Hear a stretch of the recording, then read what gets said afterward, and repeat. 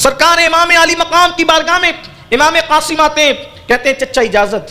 امام حسین نے سر سے پیر تک دیکھا، کہا کہ جو جاتا ہے واپس نہیں آتا، میں کیسے اجازت دے دوں؟ نہیں، میرے بھائی کی نشانی ہو قاسم، وہ تیرے 3 بھائی تو شہید ہو چکے، حسن مسنہ چھوٹا، اس کا مستقبل کس نے دیکھا؟ امام نے فرمایا نہیں، تم نہیں جا سکتے۔ مشہور روایت ہے، امام قاسم نے بڑی منت کی، اور منت کرنے کے بعد کہا کہ چچا جانے تو دینا۔ آپ نے فرمایا نہیں۔ امام قاسم پلٹے سیدہ زینب سے، چونکہ مردوں کے خیمے الگ تھے اور عورتوں کے خیمے الگ تھے، اور عورتوں میں بھی بہت سو کے خیمے الگ الگ تھے۔ آپ کربلا شریف جائیں گے تو آپ کو پتہ چلے گا کہ آج بھی ان خیموں کے نشانات موجود ہیں۔ امام قاسم سیدہ زینب کے خیمے میں گئے، پھوپھی کے خیمے میں، اس لیے کہ سیدہ فاطمہ الزہرا کے بعد خاندان میں جس عورت کو اور ان کے فیصلے کو حرف آخر مانا جاتا تھا وہ سیدہ زینب کی ذات تھی۔ یعنی یہ ایک ایسی خاتون تھی گویا کہ یہ مرکز تھی ان کا، اور اپنی بات منوانے کے لیے سب اسی طرف کا رخ کرتے تھے۔ سیدہ زینب کے پاس گئے اور روتے ہوئے کہا پھوپھی آج آپ کا بھتیجا قاسم یتیم ہو گیا۔ جملے دیکھیں، آج آپ کا بھتیجا قاسم یتیم ہو گیا۔ پھوپھی نے اپنے بھتیجے کو سینے سے لگا کر رو پڑی، کہنے لگی ایسی بات کیوں کرتے ہو؟ تو کہنے لگے پھوپھی امی میرے بابا امام حسن تو سن 50 ہجری میں، یعنی آج سے تقریباً 10-11 سال پہلے شہید ہوئے، لیکن آج سے پہلے قاسم نے اپنے آپ کو یتیم محسوس نہیں کیا، اس لیے کہ چچا نے مجھے محسوس ہی نہیں ہونے دیا کہ میرے بابا کا انتقال ہو گیا ہے۔ ہر ضد پوری کی جاتی تھی، ہر مانگ پوری کی جاتی تھی، ہر سوال پورا کیا جاتا تھا، چچا سے کبھی نہ نہیں سنا، لیکن آج داغ یتیمی کا احساس ہو گیا۔ آج چچا نے احساس دلا دیا کہ میں یتیم ہو گیا۔ کیوں؟ اس لیے کہ میں نے ایک ہی چیز مانگی تھی کہ آج مجھے میدان کربلا میں جانے کی اجازت دیں، چچا نے منع کر دیا۔ سیدہ زینب رو پڑی اور امام قاسم رو پڑے۔ ایسے میں امام قاسم روتے روتے اچانک آپ کا ہاتھ اپنے بازو پر گیا۔ جب بازو پر گیا تو کیا دیکھا کہ آپ کے ہاتھ پر ایک تعویذ کی شکل میں ایک چٹھی بندھی ہوئی ہے۔ آپ اچانک 10 سال پیچھے چلے گئے، ماضی کے گویا کے جھروکے میں جھانکنے لگے، اور وہ کیفیت، وہ حالت کہ امام حسن رضی اللہ تعالی عنہ وعلی جدی والے السلام کی کوقع ہو رہی ہے، اور آنتیں کٹ کٹ کے گر رہی ہے، چہرہ جو ہے وہ سبز ہو چکا ہے۔ ایسے میں ان حالات میں امام حسن پاک اپنے بیٹے سے کہتے ہیں بیٹا قلم لاؤ، کاغذ لاؤ، کچھ لکھنا چاہتا ہوں۔ لکھا، اور لکھنے کے بعد فرمایا بیٹا زندگی میں آج کے بعد جب سب سے زیادہ مصیبت کا دن آئے تو اس کو کھول کے پڑھ لینا۔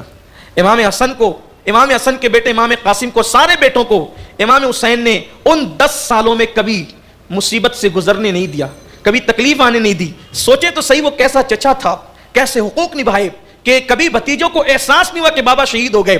امام قاسم نے کہا پھوپھی میرے بابا کی ایک وصیت یاد آئی۔ بابا نے کہا تھا بیٹے جب زندگی میں بڑا مشکل اور مصیبت کا دن آئے تو یہ میرا خط، یہ میری چٹھی، یہ کھول کے پڑھ لینا، اس کو بازو پہ باندھ لینا۔ آج سے بڑھ کر اور مصیبت کا دن کون ہوگا؟ جیسے وہ چٹھی کھولی تو اس پہ لکھا ہوا تھا میرے بیٹے، میرے دل کا چین، میری آنکھوں کی ٹھنڈک، قرۃ العین، میری آنکھوں کی ٹھنڈک، میرے قاسم، میں جانتا ہوں آج کے دن تو کربلا میں ہے۔ نبی کے گھر والوں کو کیسی بات پتہ تھی، آج کے دن تو کربلا میں ہے، میرا بھائی حسین اللہ کے دین کے لیے سب کچھ لٹا رہا ہے، اور میں تجھے وصیت کرتا ہوں کہ میرے بھائی سے پہلے ان کے قدموں پر اپنی جان کو قربان کر دینا، اپنی جان کو قربان کر دینا۔ حضرت قاسم نے وہ پڑھا، پھوپھی کو سانت لیا، کہنے لگے چچا آپ نے تو روکا لیکن میرے بابا مجھے شہادت کی سند دے گئے، دیکھیں ذرا، اللہ اکبر۔ جس وقت وہ آپ نے خط دیکھا، یہاں پر ہمارے اہل سنت کے بڑے عالم حضور مفتی اعظم کے خلیفہ حضور سیدی بدر ملت مولانا بدر الدین رحمۃ اللہ علیہ اپنے خطبے میں اکثر ایک بات بیان فرماتے تھے۔ وہ کہتے تھے کہ جب وہ آپ نے وہ خط دیکھا، وہ چٹھی دیکھی امام حسن مجتبیٰ کی تحریر، تو آپ پر ایک کیفیت طاری ہو گئی، اور آپ نے ہاتھ اٹھا کر اللہ کی بارگاہ میں دعا کی، اے اللہ میرے مولا، میرے بھائی حسن نے اپنے بیٹے کو میرے قدموں پہ قربان ہونے کی نصیحت کی، اپنی نسل کی پرواہ نہیں کی، اپنی نسل کی پرواہ نہیں کی، اور اپنے بیٹے کو میرے قدموں پہ قربان ہونے کی وصیت کی۔ مولا تو مسافروں کی دعا قبول کرتا ہے، اس وقت حسین مسافر بھی ہے، جمعہ کے دن دعا مقبول ہوتی ہے، حسین جمعہ کے دن میں بھی ہے، تو مجاہد کی دعا قبول کرتا ہے، حسین مجاہد بھی ہے، جہاد میں بھی ہے، تو مظلوم کی دعا کرتا ہے، حسین مظلوم بھی ہے۔ میرے اللہ میں دعا کرتا ہوں کہ میرے بھائی کی نسل کو قیامت تک کے لیے باقی رکھنا، گویا کہ اشارہ دیا گیا باقی رہے گی، اور اس کے انعام میں آپ کے بھائی حسن کے یہاں ایک ایسا شہزادہ پیدا کریں گے جو مقام نبیوں میں آپ کے نانا کو دیا گیا ہے، وہ مقام ولیوں میں حسن کے بیٹے عبد القادر جیلانی کو عطا کریں۔ امام قاسم نے کہا چچا یہ شہادت کی سند میرے بابا نے دی ہے، اور اس کے بعد پھر امام حسن مجتبیٰ کا وہ شہزادہ جب امام عالی مقام کو پیش کرتا ہے تو امام رو کر سینے سے لگاتے ہیں اور فرماتے ہیں اب میں تمہیں روک نہیں سکتا۔ امام قاسم کی امی ساتھ تھی، کیا وہ خواتین تھی، کیا وہ شہزادیاں تھی کہ جوان بیٹا جب گھر سے نکلتا ہے تو ماں باپ کے دل کی دھڑکنیں تیز ہو جاتی ہے، لیکن جب امام قاسم کی امی نے امام قاسم کو سینے سے لگایا تو کہا بیٹے جاؤ اور چچا پر دین کے خاطر قربان ہو جاؤ، اس لیے کہ لوگ تانا دیتے ہیں کہ حسن کو لڑنے کا شعور نہ تھا، جا کر بتا دے کہ تو بہادر باپ کا بہادر بیٹا ہے، جا کے ثابت کر دے۔ امام قاسم نے کہا بھیجو کس کو بھیجتے ہو؟ عمر بن سعد نے، شقی ابن سعد نے کہا ارزق تو جا۔ ارزق نے کہا یہ بچہ ہے، بچے سے میں نہیں لڑتا۔ تو اس نے کہا یہ علی کا پوتا ہے، علی کا حسن کا بیٹا یہ۔ اس نے کہا دیکھ میرا ایک بیٹا جائے گا، پھر دیکھ کس کے دو ٹکڑے ابھی تڑپیں گے۔ ارزق نے اپنے بیٹے کو بھیجا۔ جب ارزق نے اپنے بیٹے کو بھیجا تو اس وقت اس نے دیکھا کہ اس کا ایک بیٹا آیا مست ہاتھی کی طرح، اور اس نے امام قاسم کو کہا کہ تم جیسوں کو تو ہم بائیں ہاتھ سے قتل کرتے۔ امام قاسم نے کہا علی کا پوتا ہوں، پہچانا نہیں تو نے؟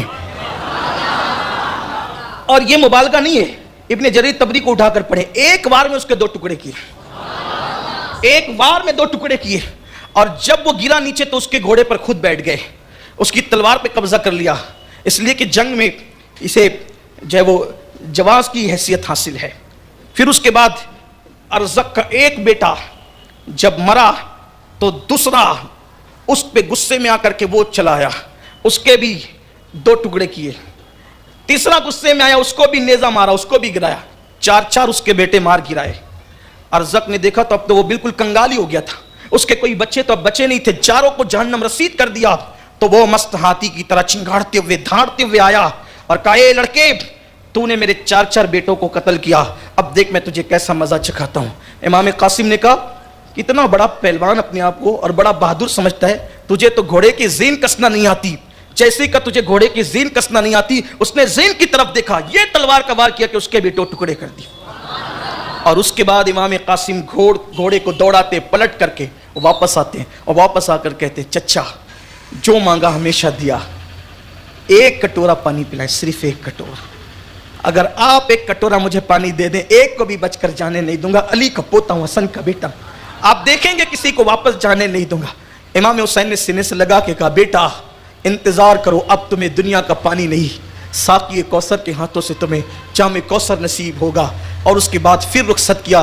امام قاسم آئے، ادھر منصوبہ بن چکا تھا کہ جب یہ جوان آئے گا تو چاروں طرف سے اسے گھیر لیا جائے گا۔ جب چاروں طرف سے گھیر لیا گیا، مورخ لکھتا ہے کہ امام قاسم کو چاروں طرف سے گھیرا گیا، تیروں کی برسات اور بوچھار کر دی گئی۔ امام قاسم گھوڑے کے سم جو ریت سے ٹکرا رہے تھے اس سے گرد اٹھی، دھول اٹھی، اور اسی دھول کے اندر امام قاسم اور وہ یزیدی فوج سب کے سب چھپ گئے۔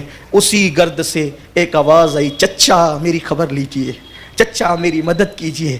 جیسے امام حسین خیمے کے باہر کھڑے یہ منظر دیکھ رہے تھے، جیسے ہی سنا چچا میری خبر دیجئے، امام کے ہاتھ سینے پر آ گئے، سینہ پکڑ لیا، کلیجہ پکڑ لیا، میرے بھائی کی نشانی جو میرے ساتھ تھی وہ چلی گئی۔ اور آپ نے گھوڑے پر بیٹھ کر جس وقت وہاں کا رخ کیا، غبار چھٹا تو اتنے دیر میں کیا دیکھا کہ امام قاسم کو شہید ہی نہیں کیا گیا تھا۔ شہید کرنے کے بعد آپ کے جسم اقدس پر ایسے گھوڑوں کی ٹانپوں سے کچل دیا گیا تھا کہ جب امام قاسم کو امام حسین لے کر کے وہاں سے خیمے تک لائے تو قاسم کا سینہ امام حسین کے سینے سے لگا ہوا تھا، امام قاسم کا سینہ امام حسین کے سینے سے لگا ہوا تھا، اور آپ کے پیر زمین پر گھسیٹے جا رہے تھے۔ مورخین لکھتے ہیں، معتبر مورخین لکھتے ہیں یہ گھسیٹے کیوں جا رہے تھے، کبھی آپ نے غور کیا؟